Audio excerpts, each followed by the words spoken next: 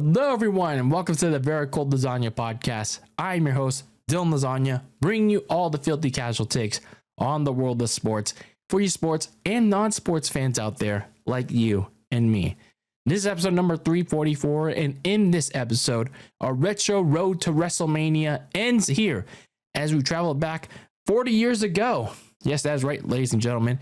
We're really getting filthy casual here with this one as we take the old icebox to the year of 1986 for a retro review of WrestleMania 2. We're getting really risky and really casual with this one off the heels of the very first WrestleMania from a year prior.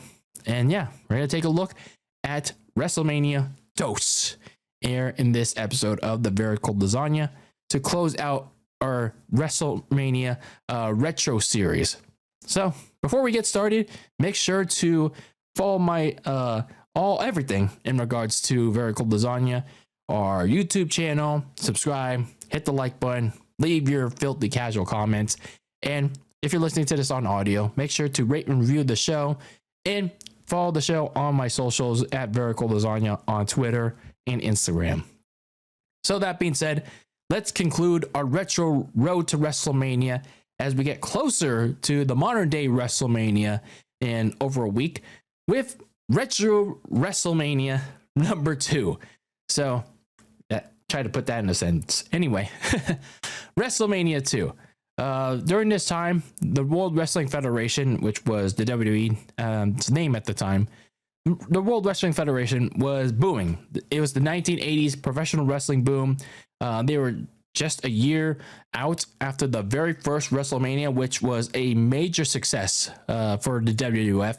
And Vince McMahon was continuing to expand on the ever-growing business for the WWF at the time. And WrestleMania 2 was coming up for the company. And Vince McMahon came up with this big idea for this edition for WrestleMania. And that big idea happened to be one that one that many would talk about, and one that I'm not sure people would like to this day.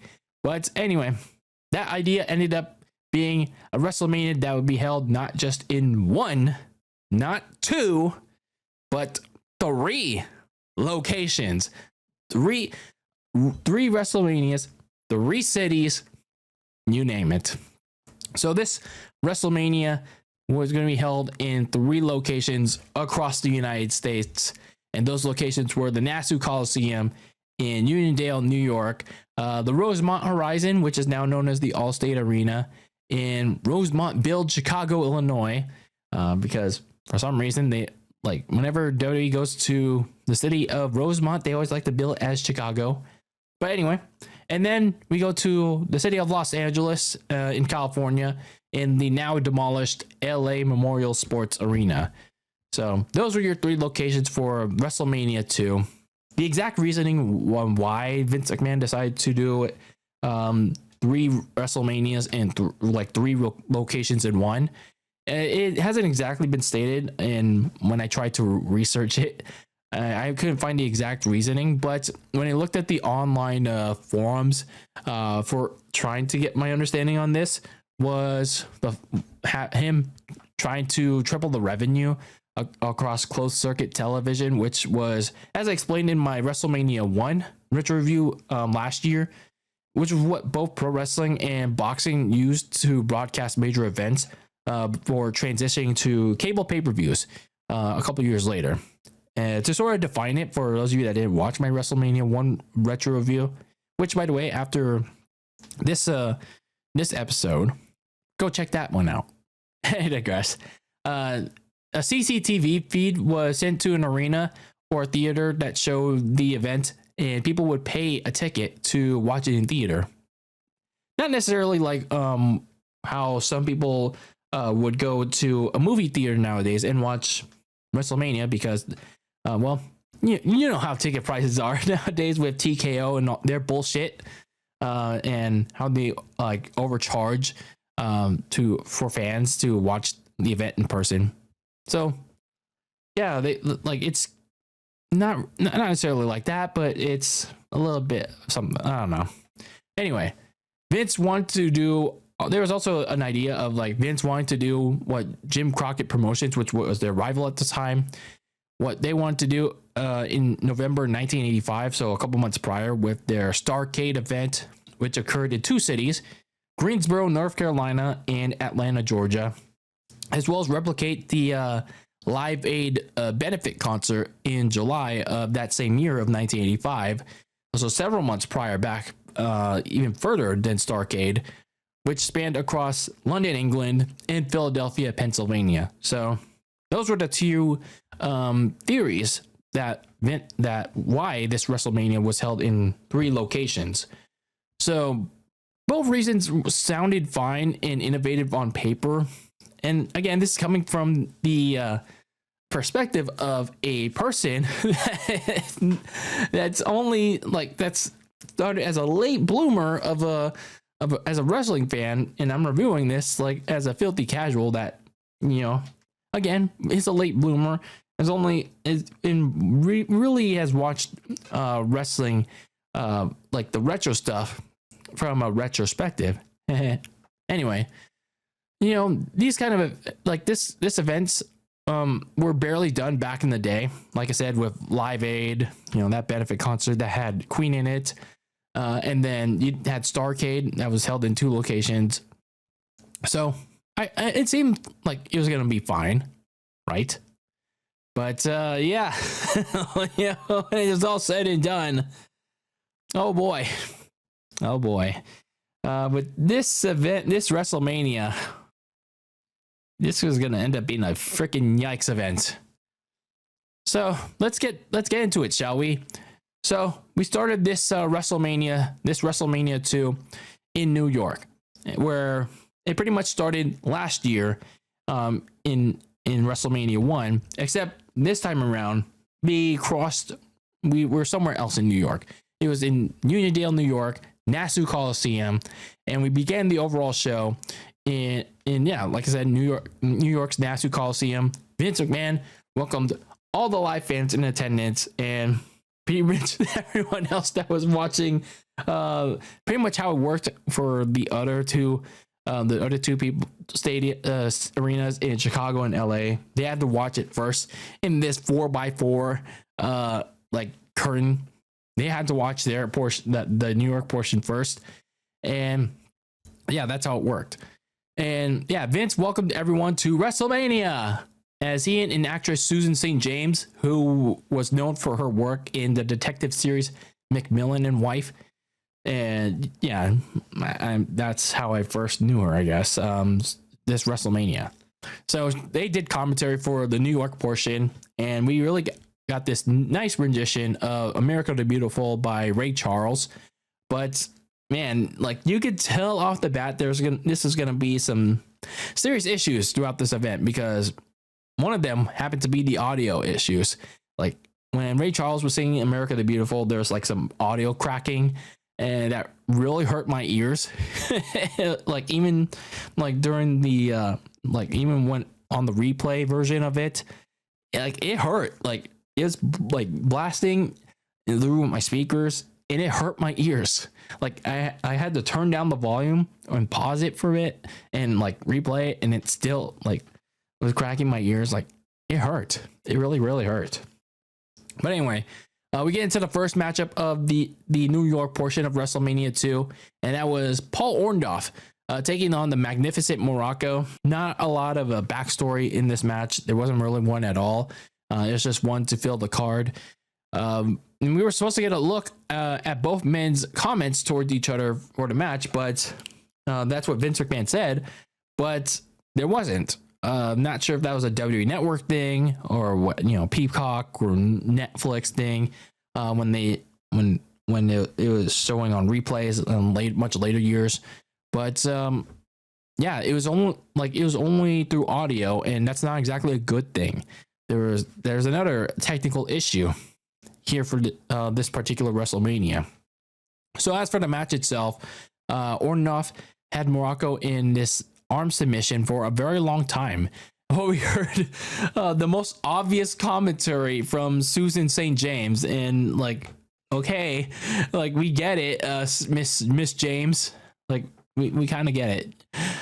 And then the finish of the match saw both men spilling outside to the ring, and I pretty much knew where this was going. The old dreaded double count out of the 1980s. Oh boy. Like that's pretty much, yeah, that was pretty much the end of this kind of short match. And yeah, I didn't blame the fans there in 1986 at all for they were chanting bullshit. Because yeah, this was a bullshit finish to this WrestleMania. And I also get it that this is how most matches were scripted back in the day, but like, come on, man, this was a boring start to this overall WrestleMania. This is also a painfully stupid finish. And why do I say this match was boring? Well, you had Orndorff locking Morocco in like submission holds for most of it, and I get it. This is how things were back in the day. But why did it take? Why did it take so long? Like it was like most of the match. Like it could have gotten something a little bit more substance. And then another issue, like production wise, was them taking forever for Howard Finkel to announce the decision. Like we knew the finish was obvious. Like what was the holdup? And they did it while playing a pre-recorded promo for Mr. T to hype up the main event. So this was not a great start for WrestleMania 2 overall. Like I couldn't blame the New York crowd back in 1986 for chanting bullshit. So then we move on to the Intercontinental Champion, Macho Man Randy Savage, taking on George the Animal Steel. Not a lot of backstory in this one, but they would explain it much later on in the match. But a little bit of a little fact in this match that this would be Macho Man Randy Savage's WrestleMania debut, and he would do much bigger and better things in later WrestleManias. But for now, he'd have to settle for this one. And Vince McMahon and company for this match, they figured out their technical issue from the last one, and they figured out how to play a pre-match promo, both video and audio. So we got a video packet, like pre-video promos from, no, it was very much just from Macho Man Randy Savage, making comments towards George the Animal Steel. As for the match itself, I also didn't like it. It just went on much longer than it should have, because they pretty much did the same spots that were, yeah, it was just done repeatedly. Like George Steele was biting Randy Savage pretty much everywhere, but it was on the arm, and he even bit his leg, and he was chasing him all around the ring, and while George was having animal eyes for Miss Elizabeth. And yeah, that's pretty much the story of it. Like George was getting heavily distracted by, or I wouldn't say distracted, he was getting distracted and attracted by Miss Elizabeth.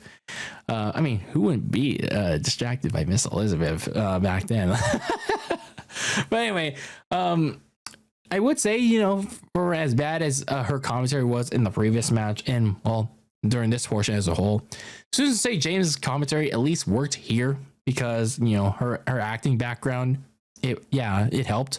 And yeah, that was she sold the story of George being a better lover boy than Randy Savage was with Miss Elizabeth. But yeah, that was pretty much the only highlight of this match. I also found it weird too that, you know, for a normal singles match, that the rules were pretty much bet here. Like they used, like Macho Man Randy Savage used a flower as a weapon, and like a turnbuckle con from George Steele was used, yet there's no disqualifications. And Vince even called out the lack of logic in this one.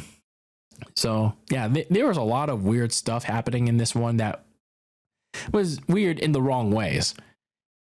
So overall, this match dragged out. The Macho Man won by using the ropes to pin George the Animal Steel. And yeah, he cheated to win this one, as Steele bit another turnbuckle and ran after the ref. So yeah,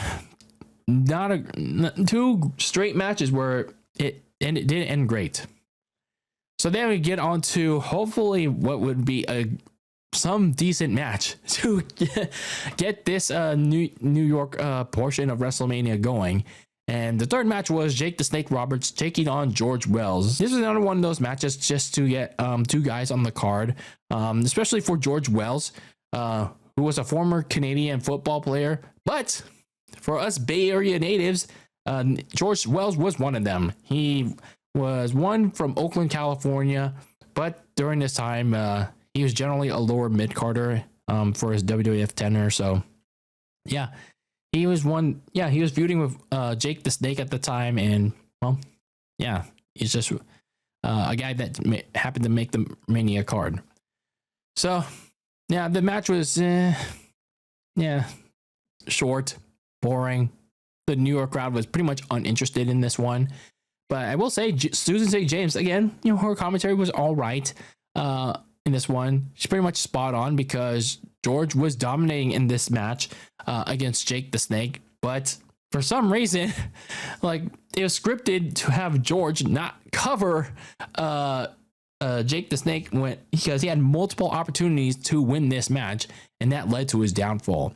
So Jake the Snake ended up winning this match with his signature DDT, and out came of his bag his signature python, his snake, which went around George Wells' throat to disgust of fans, Vince, and Susan. That was pretty much the only pop that got out of this match. So, yeah, not another bad match to start this WrestleMania. This was like 3 of the 4 matches that were kicking off this WrestleMania, and this is not a great start. Like, when you have 3 straight bad matches to kick off WrestleMania 2, like, you're on a very short leash for me, really short leash. So then we get to the main event of the New York portion of WrestleMania 2. So yes, there were 4 matches for each city, and you had one main event, big marquee matchup for each. The first one being Mr. T taking on Rowdy Roddy Piper in, yes, of all things, a boxing match. But in essence, I guess it kind of fit the bill. So there was a backstory in this one, as I mentioned in my retro review of WrestleMania 1. It ties back. Mr. T and Hulk Hogan defeated Roddy Piper and Paul Orndorff in the main event of the first ever WrestleMania, but the storyline feud between Mr. T and Piper eventually became legitimate because Piper didn't like the fact that Mr. T didn't have prior wrestling experience. He pretty much used his celebrity status to pretty much steal his way into the main event status, and yeah, step on others as well. So the real animosity turned back into a TV story where Mr. T started competing in WWF boxing matches and defeated Cowboy Bob Orton a month prior on Saturday night's main event, after which Piper and Orton attacked him post-match. So this attack led to this matchup right here. And yeah, this is where we got this boxing match. So this is where in these first of 3 main events where we would get a bunch of thematics, I don't know what the right word is, I guess themes for this WrestleMania, because this was the time where you would get a lot of big names for these WrestleManias, and not like these D-list celebs that WWE likes to throw out nowadays, especially TKO. But anyway, you have like guest ring announcers, guest referees, guest timekeepers. So a lot of that here. The guest ring announcer was comedian actress Joan Rivers, and then you get guest judges like Daryl Dawkins from the NBA's New Jersey pre-Brooklyn Nets, jazz singer Cab Calloway, and FBI agent, yes, they got a legit FBI agent there, G. Gordon Liddy. Dawkins was the only one that received the pop, though, because mainly of the Jersey connection. and he was on the New York the New Jersey Nets were in the New York area, technically. The guest timekeeper was a man named Herb. Yep, that was his name. Don't wear it out. So Herb was a fictional character played by John Minnick, who appeared in Burger King's around the U.S. and randomly became central to beef up, no pun intended, the marketing. Yeah, Burger King's marketing campaign was very bad at the time, and they decided to have this guy named Herb be a central figure of that.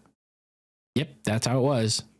So anyway, yeah, so you have all these guys around the ring. You didn't have actual judges, like credible boxing judges, and yeah, you knew where this was going.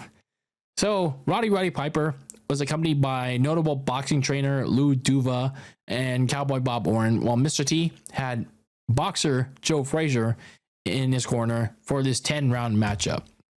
So as for this boxing matchup, pretty much your typical celebrity pro wrestling boxing matchup with the antics thrown in there as well. Piper and Mr. T were taunting each other during the rest period between rounds, hugging each other in throughout the matchup, and straight up whacking each other in the fourth round. Like, yeah, that was pretty much how it was for a lot of it. I mean, like, the crowd was like not really all into it until, like, I'd say the third round. I will say though, for how much of a boxing gimmick that Mr. T had, he was getting his ass handed by Piper in most of this match.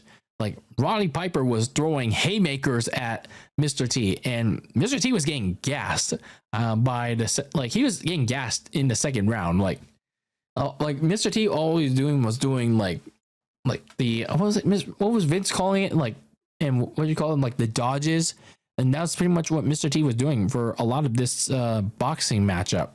And Roddy Piper was throwing like legit haymakers at Mr. T. Like, one would think that had this not gone the way it did, and I'll talk about that in a bit, I think Roddy Piper would have like legit beat his ass.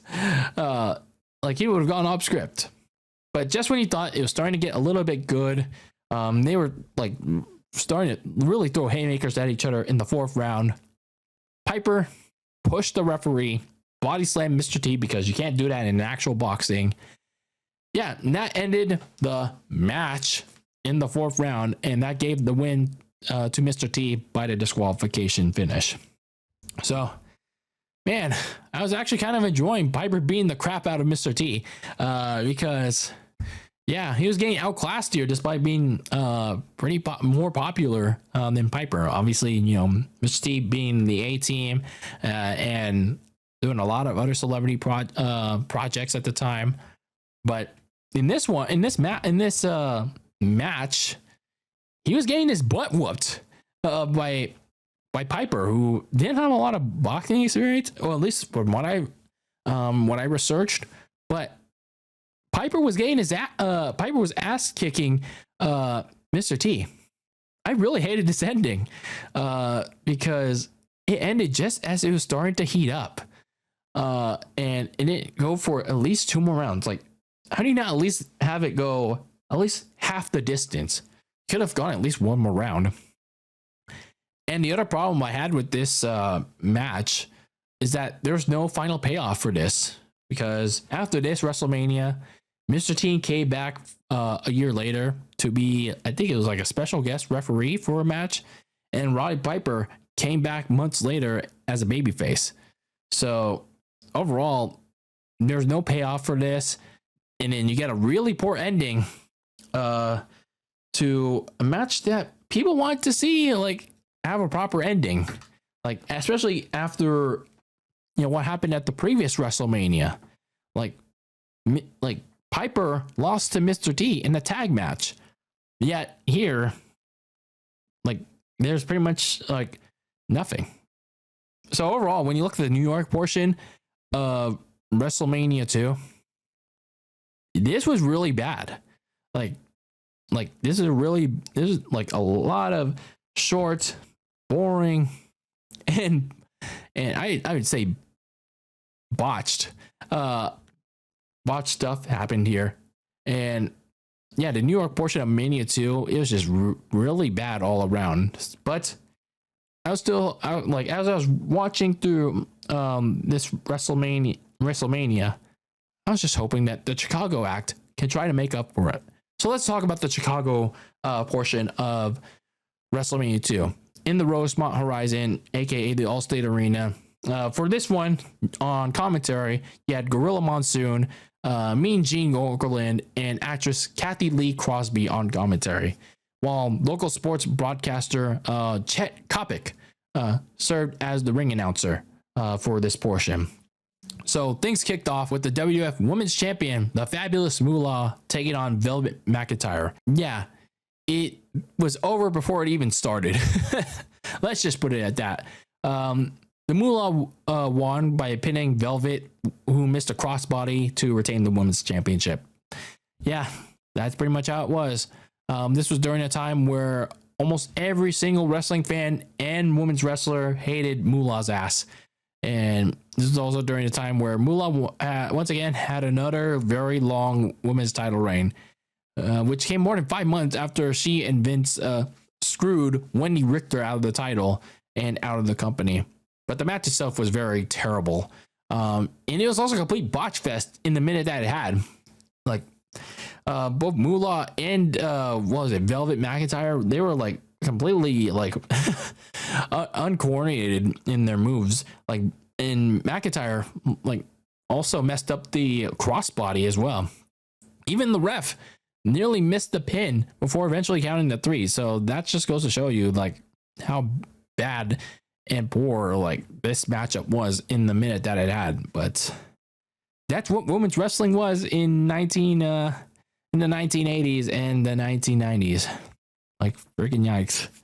And again, following up on the New York portion, like it didn't get any better to kick off the Chicago portion. So then we get to the second matchup. We had Corporal Kirchner, who the heck is that? And then Nikolai Volkov in a flag match. Nikolai Volkov, I do kind of remember him being one of the most hated heels in the wrestling boom because of his ultra Russia gimmick. And that came into play here. Before the match, he sang the Soviet Russian national anthem. Then he got a very large amount of boos from Chicago. And yeah, that was very indicative of how much he was hated back then. And then out came Corporal Kirchner to what I think was super dubbed in like US music based music. Is I'm not sure what, like it reminded me of a song, like, you know, one of those usual like Barney the Dinosaur songs that they play like when they're singing about the United States of America. It's like, I'm not sure if it's like the ants go marching one by one, hurrah, hurrah. The ants go marching one by one, hurrah, hurrah. It kind of felt like that kind of dubbed in US music that Kirchner had, but I don't know. It just kind of felt that way. But anyway, loud USA chants broke out too. I mean, the crowd was kind of engaged in it, I guess. But both dudes were slugging it out in this pretty short match. And it had the good old ref bump because, of course, it had to have a ref bump. Even in the 1980s. So, wrestling boom. You just had to have a ref bump. But, yeah, it was an odd one, too, because it wasn't just like an accidental ref bump. It was just Kirchner casually throwing away the referee when he was hitting Volkov. Yeah, it was just a casual throwaway. But anyway, the finish saw Volkov's manager, Classy Freddie Blassie, try to throw his cane to him, well, only for Kirchner to catch it and hit Volkov for the win for America. Yeah, so Kirchner won it for America. This was probably one the most decent match, and that's not really saying much considering the first 5 matches that we saw in this WrestleMania card, but it was like, it was okay. But it was still like somewhat watchable. Although looking back at the finish, it made Freddie Blassie look stupid. Like he was trying to throw the cane when Volkov was like nowhere near in a condition. Like he was like dazed when Freddie Blassie was trying to throw it so Volkov can catch it. So not sure what the booking was there. And there was another audio issue where there was no commentary when they showed the replay. I'm not sure that was a thing. I'm not sure that may have had to do with the dubbed in music for the later versions of WrestleMania 2 when they released that on DVD and then eventually on the WWE Network and all that stuff. But either way, this was okay. This was whatever. Well, again, the most decent match that we got so far, but something that's still forgettable. So then we get into a kind of interesting matchup on paper, at least, and that was a battle royale pitting the WWF versus the NFL. Now, this is at least something that I can get into, at least on paper, though. Some of the WWF participants included Pedro Morales, Tony Atlas, Hillbilly Jim, the Iron Sheik, Big John Studd, the Hart Foundation of Bret Hart and Jim Neidhart, Bruno Sammartino, and Andre the Giant on the WWF side. And on the NFL side, you had Cowboys defensive lineman Harvey Martin, San Francisco 49ers receiver Russ Francis, and Bears defensive lineman William the Refrigerator Perry. And he came out to a very loud ovation. And of course, there's a bunch of others, but those are the most notable names in this field. Two of the Bears players came out to a loud ovation. The other one being offensive lineman Jimbo Covert. He was like a very highlighted piece pre-match. But yeah, the Bears were coming off their like a year removed from their Super Bowl win against the New England Patriots. Like they were a fast, hard-hitting defense at the time. So the WF, obviously, from my perspective, they were looking to capitalize on that. So yeah, for this matchup, you had Clara Peller, who at the time was known for her starring in Wendy's Where's the Beef ad campaign. She was the guest timekeeper, so pretty much like the main event. There had a bunch of guest people doing stuff. Unfortunately for her, she did pass away a year later at age 85. R.I.P. Up to the sky. And then you had guest officials, which consisted of All-Pro Bears linebacker Dick Butkus, who got a big ovation, and Cowboys Super Bowl champion edge rusher Ed Too Tall Jones, who didn't get a great ovation, actually got the opposite of that in Chicago. But as for the Battle Royal itself, not a good one because very slow paced. That's pretty much how it was back then. But yeah, that's how I kind of understand why, but there's just a lot of them back then. I think there was also another one back in WrestleMania, the first WrestleMania. But the most notable moment, though, was William Perry and Big John Studd. They were going at it with Studd eliminating Perry. He got some heat for it, and then Perry got some payback for it. He was faking a handshake to Big John Studd, and then he pulled them out over the top rope as a payback for getting eliminated. So that was cool. That was a cool moment.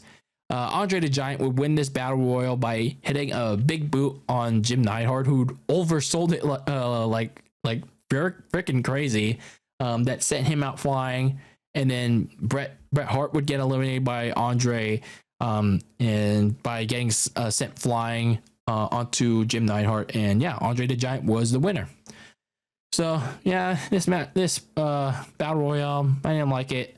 I would have preferred to see the William the Refrigerator Perry and Andre as the final two to capitalize on the whole NFL versus the WWF story that I guess we're trying to go for, even though there wasn't much of a story going into the match. Post-match, you had Perry's teammate Jimbo Covert claim that he got cheated because he got eliminated by, I think it was from the Falcons, Bill Fralick from behind. but didn't really lead anything after that. So then you get to the main event of the Chicago portion of WrestleMania 2. And that was the WWF Tag Team Champions Greg Valentine and Brutus the Barber Beefcake of the Dream Team taking on Davey Boy Smith and the Dynamite Kid of the British Bulldogs. It was a pretty much simplistic backstory. The Dream Team won the tag team title from Barry Windham and Mike Rotundo at an August 1985 show, but the Bulldogs became immediate challengers, whom the champs beat them twice by cheating. So the champs then agreed to defend the titles for a third and final time at this WrestleMania, and that's how we got this matchup. So pretty much just like the Battle Royale and the main event of the New York portion of this WrestleMania. Well, it was pretty much just for the teams, actually. Ozzy Osbourne and Lou Albano accompanied the Bulldogs, as there were also two officials in this match to make sure there was a clean finish. And actually, I kind of like that logic. Having two officials in this match, we could use more of that in modern day wrestling. I thought this was a decent tag team matchup for the time period it was in. Simple is always better. I don't mind that. I was just surprised how much offense the good guys got for the majority of it. The Bulldogs utilized a lot of quick tags on Valentine, who worked most of this match for his team. And I was wondering, why did Brutus the Barber Beefcake got very little in? But yeah, they utilized a lot of double team offense as well as individual match shaking moves. The ring was shaking a lot in this main event. And then you get to the finish, which was unusual. At least from my perspective. Valentine hit a diving elbow on, I'm not sure who it was. I think it was Davey Boy, and a shoulder breaker, but he didn't want to win that way. He wanted to humiliate Davey Boy Smith a little bit more, only for Davey Boy Smith to make Valentine butt heads with his partner Dynamite Kid, which sent him flying off the apron. And Davey Boy pinned Valentine for the win to become the new tag team champions. The crowd in the Rosemont Horizon, they were going crazy. They were going crazy hard. And I could understand that, because the Bulldogs finally, after two attempts, they won the tag team titles on the third try. And apparently they were a very popular tag team during this time period. So yeah, good for them, I guess. So after this, they would battle it out two more times in the summer. The Bulldogs retained both times. But man, unfortunately, Dynamite Kid suffered a serious back injury shortly after, and Davey Boy would have to have several fill-in partners for tag team title defenses until they eventually dropped it in 1987 in a match where Dynamite Kid competed against Doctor's Orders. So yeah, that's very unfortunate for Dynamite Kid. This, along with previous and later back and leg injuries, eventually confined him to a wheelchair, which, man, that's very unfortunate for him even more. But overall, for this portion of WrestleMania 2, it was a little better. But not, again, it's still a very low bar. The only decent match was the flag match, and I guess this tag team match. So, yeah, both of those matches were decent, but still, the bar is very low. The bar was still very low as we got to these first two portions of WrestleMania. And man, I'm as I was watching this, I'm just hoping that the LA portion can provide some glimmer of hope to salvage this show, because both portions, the New York and the Chicago portion, has not been good. Like 2/3 of this WrestleMania, no bueno. No bueno. So then we go over to the West Coast. We go over to the LA Memorial Sports Arena for the final portion of WrestleMania 2, as we're welcomed by Jesse the Body Ventura, along with his partners, English pro wrestler Lord Alfred Hayes and actress Cassandra Peterson in her persona Elvira from the B horror movie program, Elvira's Movie Macabre. They were on commentary for this portion. And in the ring, you had radio personality and backup ring announcer Lee Marshall, who had a brief tenure with the WWF. He was the announcer for this portion to close out WrestleMania 2. So our first matchup for this portion of WrestleMania, and in the LA side, you had Ricky the Dragon Steamboat taking on Hercules Hernandez. This matchup was all right. And probably, I'd say, like, out of all the matchups we've seen so far, probably the most evenly balanced of, all the matchups up to this point. Like, one would have thought, like, Steamboat was just gonna arm drag his way to the win, because that's basically what he was doing to Hercules for more than half of this match. But all of a sudden, Hercules hit a big fat clothesline that stunted the momentum and slowed the match down. And that's when, like, this match was on, like, an even playing field. So I kind of like that aspect of the match, but it didn't make it, like, it didn't excite me too much. The finish saw Hercules try for a splash, but Steamboat got his knees up and he hit the flying crossbody on Hercules for the win. So this was an okay matchup, but nothing spectacular about it. Steamboat was continuing to grow in popularity, though, in his second year with the WWF. And the crowd support in this, though, I'd say it was pretty evident. I can't really deny that. And he went on to have a big time classic match 1 year later in the Pontiac. So then we get to our next matchup for the LA side of WrestleMania 2. And that consisted of Adrian Adonis taking on Uncle Elmer. Elmer's gimmick was pretty much like Hillbilly Jim. He was just a simple-minded countryman, square dancing his way to the ring. And only Elmer just ate a bucket of pig farts. Make that for what you will.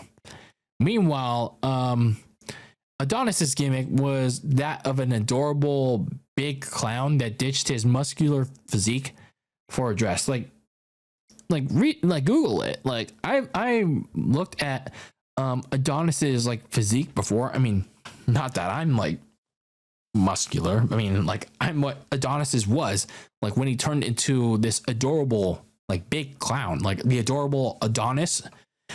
Like he let himself go. He really let himself go with this gimmick. But like this match pretty much summed up their gimmicks, and not in the best way. Adonis way oversold all of Elmer's offense, and he had his outfit torn off, yet he still did his best Luigi wins by doing absolutely nothing meme impersonation, and he won with a diving headbutt after dodging a leg drop. Moving on.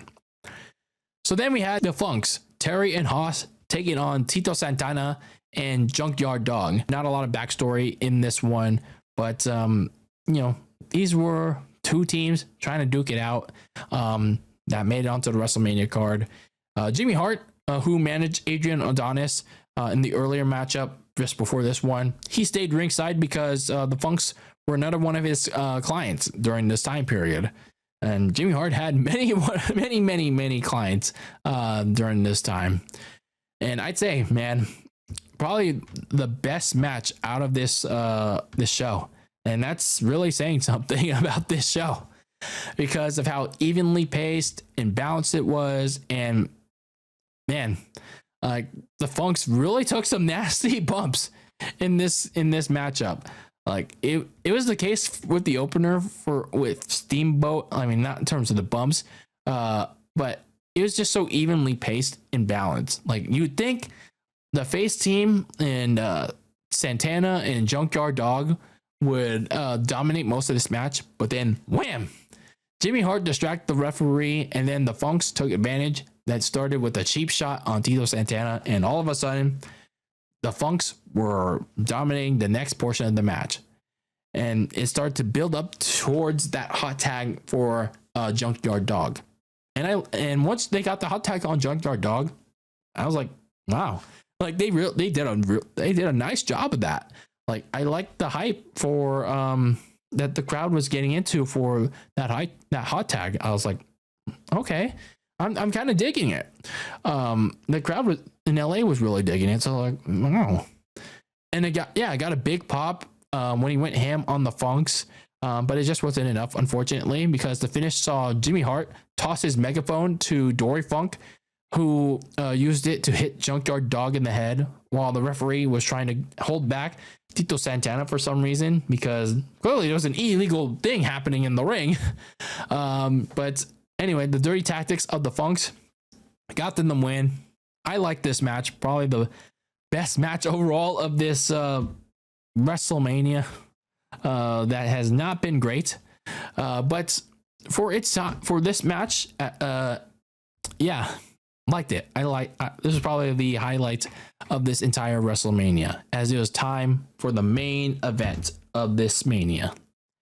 The main event was the WWF champion Hulk Hogan taking on King Kong Bundy inside of a steel cage. This is probably the one of, if not the only match of the entire WrestleMania card that had a backstory, and that began at Saturday night's main event. King Kong Bundy attacked Hogan during his title defense against Don Morocco and crushed his ribs by repeatedly spamming his finisher, the Avalanche Splash. Whether it was in the corner when Hogan was on the floor, he crushed Hogan's ribs, and that put Hogan in a major disadvantage. King Kong Bundy was thick. He was a big boy. And Hogan decided to take up on Bundy's title challenge for this WrestleMania, going up against Doctor's Orders inside of a steel cage. So right before this matchup, Hogan was doing his pre-workout regime while being interviewed by Mean Gene Okerlund, who transported all the way, who took a very quick flight from Chicago to LA to interview him. Don't know how that happened. Maybe he used had some special transportation powers. But anyway, King Kong Bundy was interviewed by Jesse the Body Ventura alongside his manager, Bobby the Brain Heenan. Yeah, so that was your pre-match preparations. Also in the pre-match preparations was the building of the steel cage. So this was a time where steel cages in professional wrestling weren't yet that advanced. So yeah, they're not what they were now. So they had the 4x4 blue steel walls that a full crew need to manually set up. They had the video package for the play for this match, explain why this match was happening, and more importantly, the match also only had the rule of you had to win the match by escaping the cage. So that's a little wrinkle that I liked about steel cage matches back then. Like, I didn't like the fact that they added pinfalls and submissions like a decade later, even during the Attitude Era. Like, I did not like when they had steel cage matches. Like, you had to win. You could win by pinfall or submission. I really wish, like when they do steel cage matches, like in the modern day, like they ditch pins and submissions. Like, go back to having to win only by escaping the cage. I wish they can go back to that. So, yeah, pretty much like with the New York portion of WrestleMania 2 and with the NFL Battle Royale, we closed out this WrestleMania with a bunch of guests, ring announcers, timekeepers, referees, all over this matchup with celebrities. So for the ring announcer, you get the manager at the time of the LA Dodgers, Tommy Lasorda, actor Ricky Schroeder, known for the NBC sitcom Silver Spoons, and actor, singer Robert Conrad, known for playing TJ West in the 60s series The Wild Wild West. So yeah, they would serve as the special guest referee and the special guest timekeeper, respectively, for this matchup. This was a solid main event. Even the finish was pretty predictable in this era, as Hogan was pretty much in his absolute prime. He was the cornerstone face of not just the WWF, but in this wrestling boom overall. Like you couldn't deny Hogan's star power during this time. But as for the match itself, like no one, even the lead up, expected King Kong Bundy to beat Hogan, but hell, when I was watching, like, like when they were playing that promo, and just looking at Bundy's stature, Vince and creative did a good job ensuring that Bundy was a really big threat to Hogan. Like Hogan had the title for what, like a year at that point. So yeah, it made it look like his title reign was in real danger, especially in this actual match. You had Hogan going in for the early offense by throwing Bundy into the cage a few times, but then Bundy took control by going after Hogan's injured ribs and then ripping the tape off and trying to escape the cage. And he even got creative by using the tape and tying Hogan's neck onto one of the ropes, but still not enough for Hogan to block that attempt. And he was blocking each attempt, and then he eventually made Bundy bleed by slamming his face into the iron bars of the cage. So yeah, this is a pretty physical matchup. And one of the things that I liked about this matchup was the commentary by Elvira. Like she was kind of cracking me up in this matchup because, kind of pretty much like the commentary from Susan St. James in the New York portion with pretty much all these like third commentators, like the woman commentators, and this not being the S word, like you didn't really expect them to have like product wrestling knowledge or knowledge on the product. Like, I mean, like back then at least. She kept questioning why there was no stoppage when Hogan kept brutalizing, or whether it was Bundy brutalizing one or the other. So she was like wondering, like, why is there no stoppage? And then Jesse Ventura had to keep explaining why there wasn't to her. So I found that pretty funny.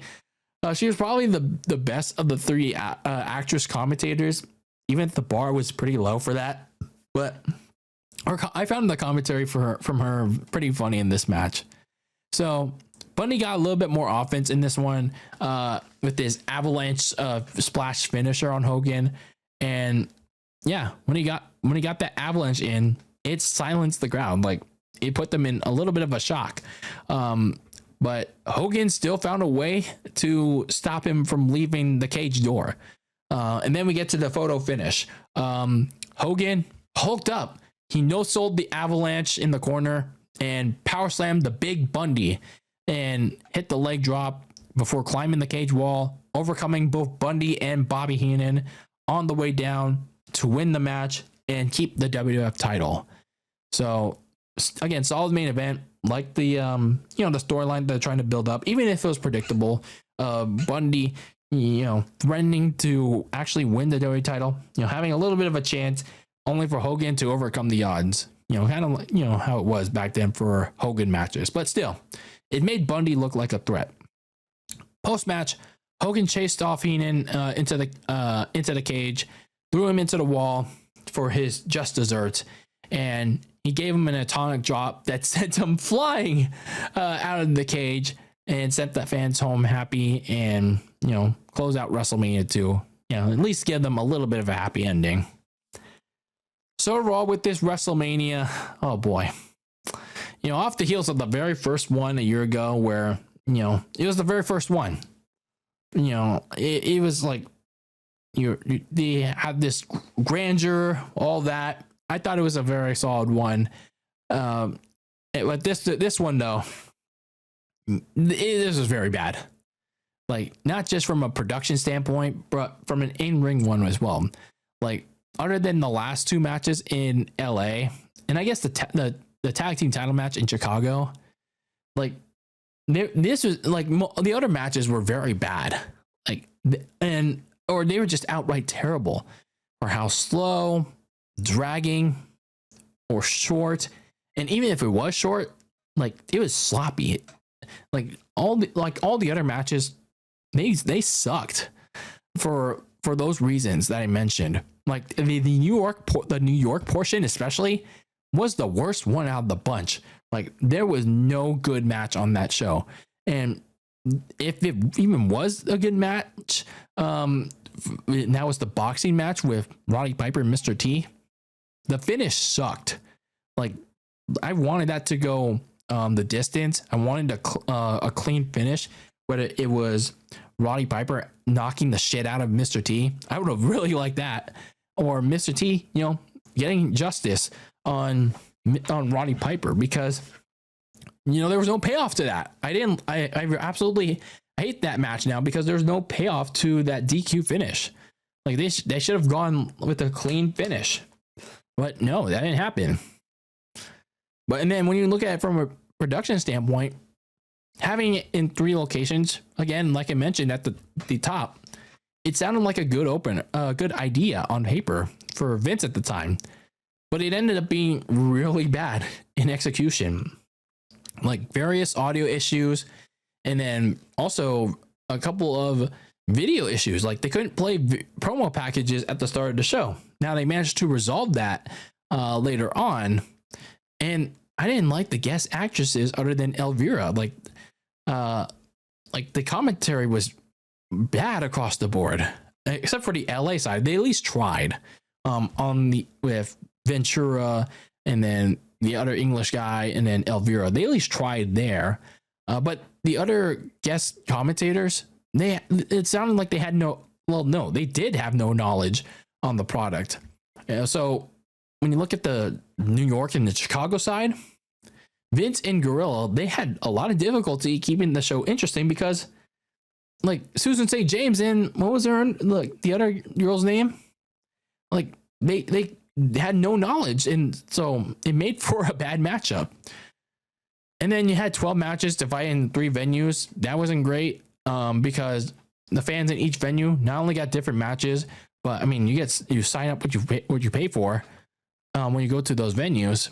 But they also either had to wait for their portion of the show to start or when it was done, and you got to watch the rest of it on this big 4x4 curtain. That's a bad deal in my opinion. So this was not a great WrestleMania. This was a really bad WrestleMania. It's close to one of the worst. It's really close to one of the worst because this is just the second one. The positive though is that this was only just the second WrestleMania. Vince was still experimenting at this time, so he knew coming out of this what clearly didn't work. Like, we never had 3 WrestleManias on one night, like 3 locations at least, 3 location WrestleMania ever again. So that was a positive. Like, Vince learned from that, so that was a good thing. But overall, yeah, when you're looking at it from a filthy casual perspective, if you're looking for an old WrestleMania to watch, or you're a diehard wrestling fan on a binge watch currently as we get closer to this modern day WrestleMania 42, please steer away from this WrestleMania unless you want to cringe watch it because there's really not anything from it that'll make you say, man, this was worth watching. This was worth spending 3 hours watching, unless you want to see the main event, which I guess you can actually, if it's there, you can find that on YouTube if it's in the WWE vault. But other than that, like, this WrestleMania is dead. It's close to being one of the worst of all time in my opinion. But again, it's not like as bad as WrestleMania 9 and 27 because again, this is still an experimental period for the biggest show of the year for the WWE at the time, and it was only the second one, so I can't put it like in that category of 9 and 27. But yeah, that was WrestleMania 2. Yeah, the 3-in-1 shit show for the WWE during this time period. It was a big miss for Vince McMahon. But again, he was trying to experiment as he was trying to grow his business, expand on it. But what did you guys think? What did you guys think about WrestleMania 2? If you're watching it back in the day, for all those people in the 80s that watched WrestleMania 2, or for the people that watched it now. all the younglings or the oldlings that retro watched it today. Let's have a conversation about it in the comments on YouTube, or send me a message on my socials at Very Cold Lasagna on Twitter and Instagram. I'd like to hear what you guys have to say about WrestleMania 2 as we close the road, or the retro road to WrestleMania. And yeah, that is it for the retro road to WrestleMania.